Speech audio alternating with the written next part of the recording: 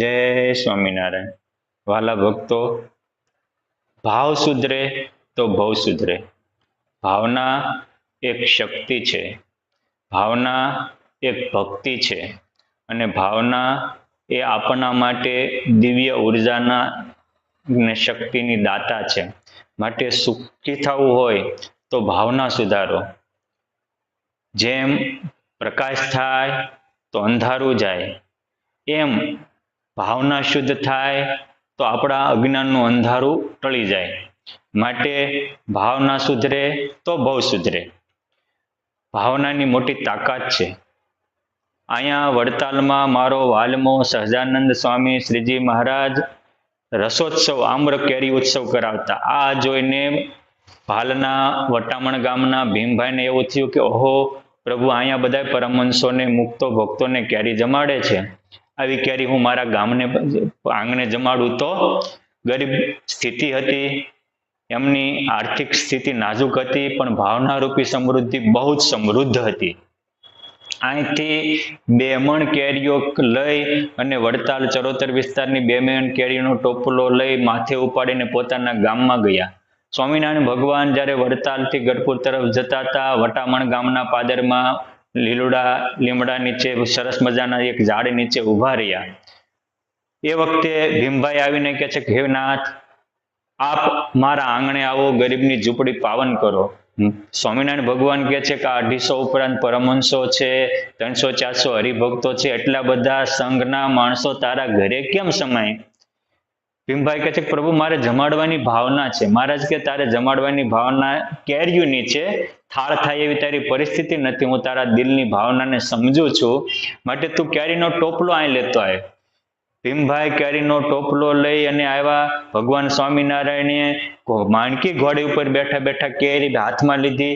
2 કેરી હાથમાં લઈ અને મહારાજ જમવા માંડ્યા. જમતા જાય ને વખાણતા જાય કે સુરા ખાચર, શું કેરી, આની આગળ તો મધ પણ ફેંકવું પડે, અરે સાકર પણ આટા મારે, જાણે કે અમૃતનો આસ્વાદ આવતો હોય એવી આ અલૌકિક કેરી છે. સુરા ખાચર કે વાત થાય છે, મોટી મોટી વાતો કરે, ખાય એને ખબર પડે, એકલા ખાવ છો ને હમણાં આજ વખાણ કરો છો, કંઈક આપો તો મેળ ખાય. તરત જ પ્રસન્ન થયેલા પુરુષોત્તમ નારાયણે પોતાના હાથમાંથી 2 કેરીઓ તો જમી ગયા હતા, એટલે સીધી જ તે હાથમાં 4 કેરીઓ લીધી અને સુરા ખાચરને કે ખેંચ રાખો. સુરા ખાચરે 4 કેરીઓ લીધી. મહારાજ કે જો ચાખો, કે ના મહારાજ, પંક્તિ ભેદનું મોટું પાપ, મને એકને આપો ને સંઘવાળા રહી જાય તો બધા એમ કે પંક્તિ ભેદ કર્યું, હવે એનું પાપનું પ્રાયશ્ચિત મારે કરવાનો ક્યાં ટાઈમ છે? માટે કૃપા કરો, હવને આપો તો ખવાય, એકલા ખાય એને ગાલ પચોળા થાય, ગુજરાતી કહેવત છે. માટે પ્રભુ બધાને આપો. રીજેલા મારો નાથ રાજેશ્વર સ્વામિનારાયણ ભગવાન રાજી થઈને બધા સંઘના 700 ઉપરાંત ભક્તો સંતો હતા, બધાને 4 કેરીઓ આપી. એ 2 મણ કેરીમાંથી એટલાને 4 કેરીઓ આપી, તો પણ કેરીમાં ટોપલામાં કેરીઓ બચી. મહારાજ કે બધા આઈને જ જમી જાઓ. ભૂખ્યા તો હતા જ તે, બધાએ ત્યાં રસ્તામાં કેરીઓ જમ્યા અને પછી કેરીઓના ગાંઠલા આજુબાજુમાં નાખ્યા. આપણી ગુજરાતી કહેવત છે કે હથેળીમાં વાળ ન થાય, એમ ભાલમાં ઝાડ ન થાય. પરંતુ ભીમભાઈનો એવો ભાવના હતી. ભગવાન સ્વામિનારાયણે એવું કીધું કે તારી ભાવનાથી એ કેરીઓ જેમાં છે. આજથી અમે વરદાન આપીએ છીએ કે આ વટામણ ગામમાં કે એવા આંબા થશે કે વાદળ હારે વાતું કરે. અને આજે 200 વર્ષે ઇતિહાસ એવું બોલે છે કે વટામણ ગામમાં એવા મોટા મોટા આંબા થાય છે કે એક આંબાએ અમુક આંબાએ 50 મણ, 60 મણ, 70 મણ, 100 મણ સુધીના એક આંબાએ કેરી ઉતરી હોય એવા પણ રેકોર્ડ નોંધાણા છે. અને આજે તમે જાઓ ભાઈ, વટામણની સીમની આજુબાજુના ગામમાં ક્યાંય ગોટલું પડે તો ઢીસણમાણો આંબો થઈને હુકાઈ જાય, અને વટામણની સીમમાં પણ ગોટલું પડે તો વાદળ હારે વાતું કરે એવા આંબા થાય છે. આ થતી ભાવનાની તાકાત. ભીમભાઈના દિલમાં શુદ્ધ ભાવ હતો તો એની ભાવના સ્વીકારી અને આ ભગવાને આખી જમીનના તત્વ બદલી નાખ્યા. જેમ વટામણની જમીનના તત્વ બદલી નાખ્યા, એ જ રીતે આપણે પણ જો ભાવના શુદ્ધ રાખશું તો આપણા દિલના તત્વો પણ ભગવાન બદલી નાખશે અને નિત્ય આપણા હૈયામાં હરિવર રમતો થઈ જાય છે. આ વડતાલ ધામ છે. આ વડતાલ ધામમાં એના સ્વામિનારાયણ ભગવાનને બાથમાં ઘાલીને પધરાવેલા હરિકૃષ્ણ મહારાજ છે. આ હરિકૃષ્ણ મહારાજે રામ પ્રતાપભાઈને મૂર્તિમાંથી પ્રગટ થઈને 271 વાર દર્શન દીધા છે.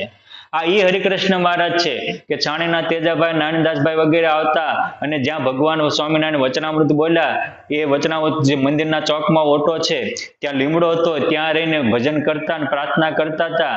તો એમની ભાવના પૂરી કરવા સ્વામિનારાયણ ભગવાન 777 વાર એને દર્શન દીધા છે અને ત્યાં એમને હાર પહેરાવ્યો છે. આ ભાવનાની તાકાત છે. આ વડતાલની પરમહંસોની ધર્મશાળા છે, તેમાં હરિહરિયાનંદ સ્વામી ભજન કરવા બેસે અને પ્રેમથી માનસીમાં ગદગદ ભાવે જોડાઈ જાય, આંખમાંથી સોધાર આંસુડા વહે, ત્યારે ભગવાન સ્વામિનારાયણ હરિકૃષ્ણ મહારાજ ત્યાં હરિહરિયાનંદ સ્વામી પાસે જાય ધર્મશાળામાં, એના આંસુડા રોશે અને કહે છે કે સાધુરામ, બધા પરમહંસો જમી રહ્યા, તું ભૂખ્યો છે, હાલ હું તને જમાડવા આવું. પ્રેમથી પરમાત્માને પોકારતા, ભાવથી જોડાઈ જતા તો હરિવાર આંસુ લૂસવા આવતા હતા, હરિવાર પ્રગટ થઈને દર્શન આપતા હતા. એના હરિકૃષ્ણ મહારાજ છે. આજે પણ કોઈ હેતથી પોકારે, ઊંચા સ્વરે ગદગદ ભાવથી પોકારે, આર્તનાદથી પોકારે તો નાભીનો નાદ આ સ્વામિનારાયણ ભગવાન સાંભળે છે. આજે પણ એવા ભક્તના આંસુ લૂસવા આવે છે અને એને સુખથી ભરે છે. માટે જે ભાવથી રામ પ્રતાપભાઈ જોડાતા, જે ભાવથી સાણીના તેજાભાઈ પોકારતા હતા, જે ભાવથી હરિહરિયાનંદ સ્વામી સ્વામિનારાયણ ભગવાનને સંભાળતા હતા, એ જ ભાવથી, એ જ દિવ્યતાથી આપણે જો ભગવાનને સ્વીકારશું, સંભાળશું અને પોકારશું તો પુરુષોત્તમ નારાયણ આપણા પણ મનોરથ 100% પૂરા કરશે, કરશે ને કરશે. એક સીધી બાબત છે, સૌને સમજાય એવી બાબત છે. તમે ગ્રહસ્થ ભક્ત હો અને તમારે ત્યાં કોઈ પણ પ્રકારની જે જાજી અનાજ વગેરે પદાર્થ હોય, મોલાત હોય, એ મોલાત તમે કયા સમયે કાઢો તો પૈસા પ્રગટે? તો જ્યારે ભાવ ઊંચો ચડે એ વખતે તમે કપાસિયા હોય તો કપાસિયા, કે હીરા હોય તો હીરા, કે XYZ વસ્તુ હોય, એ ભાવ ચડે ને વેચો તો ખીચામાં પૈસા પ્રગટે. એમ અંતરમાં ભાવ ચડે, સદભાવ ચડે, દિવ્ય ભાવ ચડે અને એ વખતે ભગવાનને પોકારીએ તો હરિયામાં પુરુષોત્તમ નારાયણ પ્રગટ થાય. અને જે અનુભૂતિ હરિહરિયાનંદ સ્વામીને થઈ હતી, જે અનુભૂતિ તેજાભાઈને થતી હતી, જે અનુભૂતિ રામ પ્રતાપભાઈને થતી હતી, જે અનુભૂતિનો આજે 200 વર્ષે દસ્તાવેજી પુરાવો છે ભીમભાઈને થઈ હતી, એ જ અનુભૂતિના માલિક આપણે પણ બની જઈએ. માટે હંમેશા પરસ્પર પ્રેમ ભાવ, સદભાવ વધારતા રહીએ. કેમ? જે ભાવ સુધરે તો ભવ સુધરે. જય સ્વામિનારાયણ.